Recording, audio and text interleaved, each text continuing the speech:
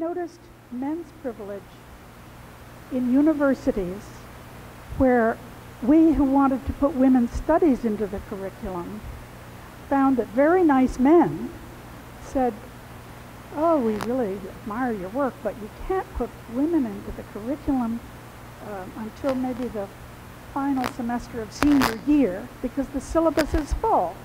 The whole program of learning is full, and you can't put in extras, and you can't put in soft stuff. We can't get women in. And these were very nice men, very brave men to be in seminars on women's studies. I finally realized niceness has nothing to do with it. They were oppressive in their assumption that their half of the population should fill the whole curriculum. That was male privilege.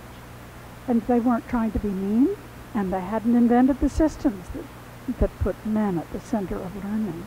But they had done it, and they felt at ease with themselves. And until I began to notice this, I felt they were authorities. Men are knowers, right? And knowledge is male. And when I came to question it, all of a sudden I saw they were living above the hypothetical line of social justice, counting on finding people of their gender above us in the academic world, running universities, running university presses, writing articles about men, and I was on the downside, the disregarded other. But niceness had nothing to do with it.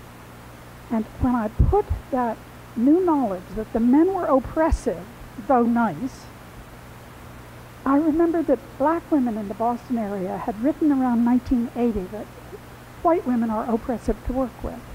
And I remembered feeling, back in 1980, reading those articles, I don't see how they can say that about us. I think we're nice. But I also remember my second thought on reading those articles, which was outright racist. But here's where I was in 1980. I thought, I especially think we're nice if we work with them. You hear the racial supremacy there.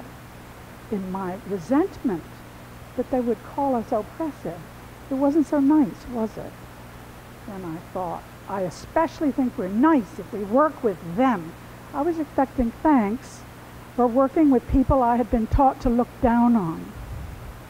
And did that make me oppressive to work with? Yes.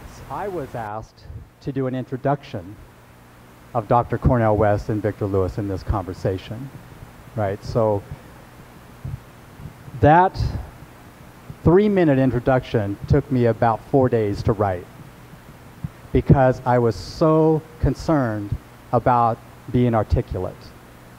I was so concerned about being understood.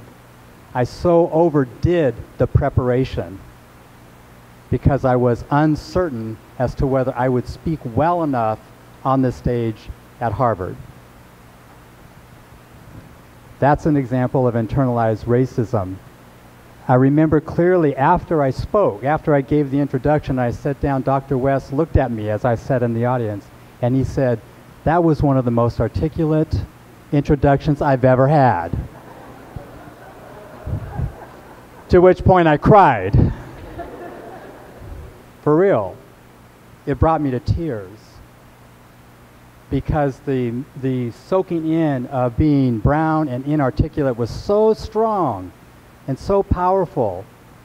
The forces against that, the forces to counter that, have to be massive for me. So I'm still trying to remember I should be over it because Dr. West said that I'm articulate, right? If he says it, right?